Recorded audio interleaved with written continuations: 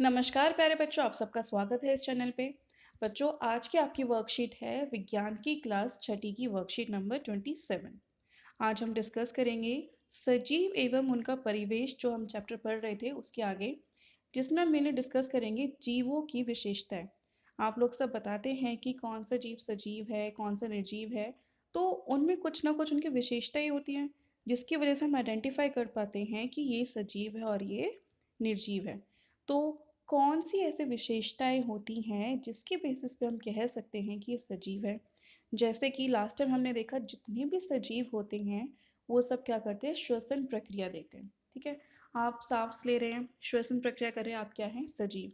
पौधे हैं, सांस ले रहे हैं, वो भी हैं सजीव। उसके अलावा उत्सर्जन, उद्दीपन, उद्दीपन के प्रति अनुक्रिया, उद्दीपन के प्रति अनुक्रिया हमने लास्ट टाइम पढ़ा था। जैसे कि कुछ भी रिस्पॉन्स स्टिमुलाई होता है, उसके प्रति हम रिस्पॉन्स करते हैं। आपने गलती से एक गर्म चीज़ को छुआ और जल्दी से क्या किया, अपने हाथ को हटा लिया, तो वो क्या हुआ, उद्दीपन के प्रति आपकी अनुक्रिया हुई कि आपने बहुत जल्दी अपना हाथ उस गर्म चीज़ से हटा लिया। प्रजनन करते हैं और गति होती है और हमारी वृद्धि भी होती है और मृत्यु भी होती है। तो ये सभी प्रक्रियाएं की या विशेषताएं किसकी हैं, सजीवों की। तो बच्चों, आज हम कुछ एक्टिविटीज़ करेंगे, दो गतिविधियाँ देखेंगे, जिसके थ्रू से हम देखेंगे कि सजीवों की विशेषताएं क्या है और क्या सभी विशेषताएं हम देख सकते हैं। जैसे कि अगर पौधों की बात करें, हम कहते हैं कि जो पौधे हैं वो सजीव है। हम ये भी कहते हैं कि जो भी सजीव है वो खुद से गति कर सकते हैं। लेकिन आपने कभी पौधों को एक स्थान से दूसरे स्थान पे नहीं जाते हुए देखा, लेकिन वो भी क्या होते हैं बच्चों, सजीव। तो वही हम कुछ एक्टिविटीज से समझेंगे, क्या सभी सजीव की सभी विशेषताएं हम देख सकते हैं। तो चलिए देखते हैं। पहली गतिविधि है जिसमें आपको सबसे पहले क्या करेंगे, आप लोग कुछ सामग्री लेंगे। सामग्री में जैसे राजमा, चना, गेहूं, मूंग इत्यादि। ये सब कोई भी आपके पास चने की कोई भी बीज हो, कोई भी आप बीज ले सकते हैं, जैसे कि राजमा, चना, जो भी आपके घर में हो। अगर ये बीज नहीं है तो आपके घर में जो भी कोई इसके अलावा और कोई बीज है तो आप वो ले सकते हैं। तो आपको अब क्या करना है, आपको इन बीजों को देखना है।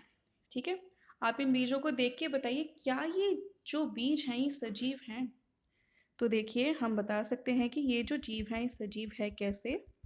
अगर आप इनको पानी में डालेंगे तो आप उसकी कुछ और ऑब्जर्वेशंस आएंगी।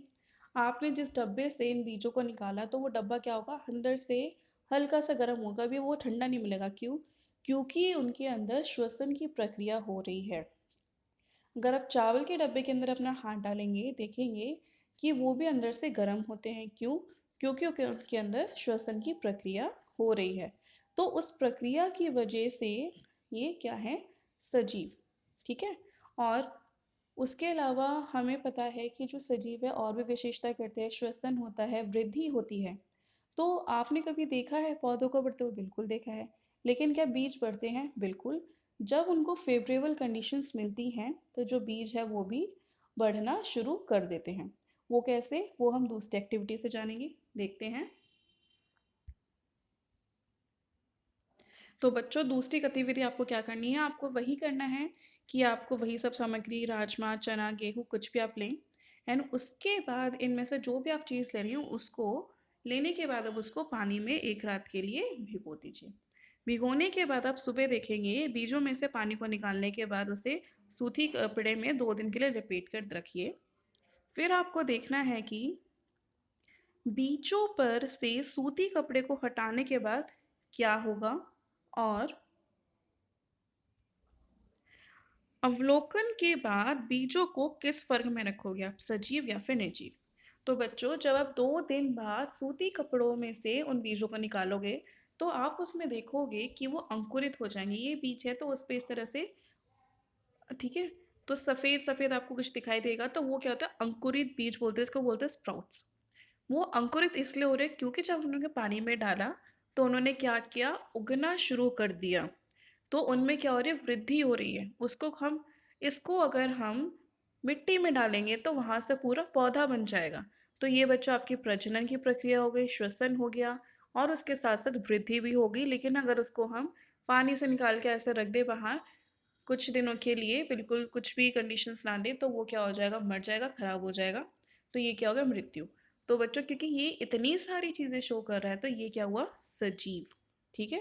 तो इस एक्टिविटी से हमने देखा जो बीज हैं पौधों के वो क्या है, सजीव है, उनमें श्वसन होता है, प्रजनन होता है, वृद्धि होती है और मृत्यु भी होती है। अब इसके बाद आपका नेक्स्ट क्वेश्चन है कि नीचे कुछ आपको समूह दिए गए हैं तो आपको उनमें से देख के बताना है कि कौन सा अलग है। चलिए देखते हैं। मेज, बिल्ली, कुर्सी और पेन। तो इन सब में से कौन सा अलग है बच्चों? इन सब में से है अलग बिल्ली, क्योंकि बिल्ली क्या है, सजीव है और बाकी सब है निर्जीव। ऊंट, शेर, बाघ और सियार। तो बच्चों इसमें अलग क्या है? इसमें अलग है ऊंट। क्यों? क्योंकि ऊंट क्या है, शाकाहारी। ऊंट को आप क्या लिखेंगे, शाकाहारी। तो ऊंट क्या है आपका, सजीव है वो, और उसके साथ वो शाकाहारी है। बाकी सारा क्या है, मांसाहारी। ठीक है। तीसरा आप इसके फर्स्ट में लिखोगे क्योंकि वो सजीव है, बिल्ली सजीव है बाकी निर्जीव है। तीसरा है आम, सेब, अंगूर और कैक्टस। तो बच्चों कैक्टस अलग है क्योंकि ये फल नहीं है, बाकी सारे क्या हैं, फल हैं और ये फल नहीं है। मछली, मुर्गी, कुत्ता और सूअर। तो बच्चों जो मछली है वो अलग होगी, क्यों? क्योंकि वो जल में रहती है, वो है जलीय जीव। उसके बाद है कमल, गुलाब, सूरजमुखी और चमेली। ये भी क्या है बच्चों, जलीय। तो इसलिए ये सारे क्या हो गए, अलग। उसके बाद आपके रिक्त स्थान भरने हैं। जमीन पर उगने वाले पौधों को बच्चों कहेंगे स्थलीय।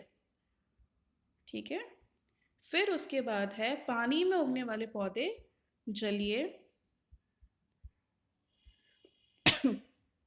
और विभिन्न परिवेश में रहने के लिए योग बनाने को क्या कहलाता है, अनुकूलन। अनुकूलन। सभी सजीव डैश प्रक्रिया करते हैं, कुछ अंडे देते हैं, कुछ बच्चे देते हैं। तो बच्चों वो कौन सी प्रक्रिया करते हैं, प्रजनन। प्रजनन। तो बच्चों ये थी आपकी आज की वर्कशीट जिसमें हमने बहुत सारी चीज़ें डिस्कस की। मेनली हमने डिस्कस किया कि जो सजीव है उनकी क्या क्या विशेषताएं हैं और हमने अलग अलग एक्टिविटीज से उनके क्वेश्चन आंसर्स सॉल्व किए। आशा करती हूँ वीडियो के माध्यम से आपको सब समझ आ गया होगा। Thank you so much for watching this video.